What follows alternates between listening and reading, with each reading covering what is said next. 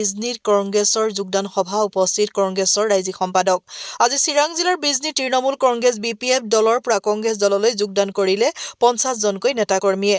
তদুপলক্ষে বিজনী চহৰস্থিত চিৰাং জিলা কংগ্ৰেছৰ কাৰ্যালয় কমলা ভৱনত এখন যোগদান সভা অনুষ্ঠিত হয় চিৰাং জিলা কংগ্ৰেছৰ সভাপতি সঞ্জীৱ ৱাৰীৰ সভাপতিত্বত অনুষ্ঠিত এই সভাত অসম প্ৰদেশ তৃণমূল কংগ্ৰেছৰ সংখ্যালঘু কোষৰ উপসভাপতি তথা চিৰাং জিলা তৃণমূল কংগ্ৰেছৰ সাধাৰণ সম্পাদক আজিজুল হকৰ নেতৃত্বত তৃণমূল কংগ্ৰেছৰ নেতাকৰ্মীৰ লগতে BPF দলৰ কৰ্মী আনুষ্ঠানিকভাৱে কংগ্ৰেছ দলত যোগদান কৰে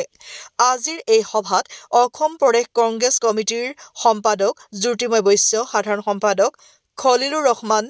ST কোষৰ উপসভাপতি গৌৰী শংকৰ শৰণীয়া প্ৰাক্তন বিধায়ক আব্দুল হাইনাগৰী চিৰাং জিলা কংগ্ৰেছৰ সাধাৰণ সম্পাদক আবু তালেব সিকদাৰ চিৰাং জিলা যুৱ কংগ্ৰেছৰ সভাপতি অবিনাশ ব্ৰহ্ম থুৰিবাৰী ব্লক কংগ্ৰেছৰ সভাপতি নৱজ্যোতি ৰায় সহ অন্যান্য নেতৃবৃন্দ উপস্থিত থাকে চাওক আজি ভাৰতীয় জাতীয় কংগ্ৰেছৰ এটা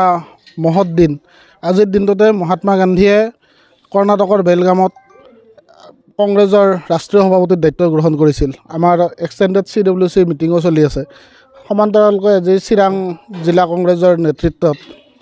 তৃণমূল কংগ্ৰেছৰ ৰাজ্যিক পৰ্যায়ৰ পৰা জিলা পৰ্যায়ৰ পৰা বহু সংখ্যক নেতাকৰ্মীয়ে কংগ্ৰেছ দলত আনুষ্ঠানিকভাৱে যোগদান কৰিছে সমান্তৰালকৈ বড়ো ৰাইজ BPFৰো কেইবাগৰাকীও নেতাই আজি কংগ্ৰেছ দলত যোগদান কৰিছে আৰু অনাগত সময়ত আহিবলগীয়া পৰিষদীয় নিৰ্বাচনত কংগ্ৰেছ দলে যে এক বিশেষ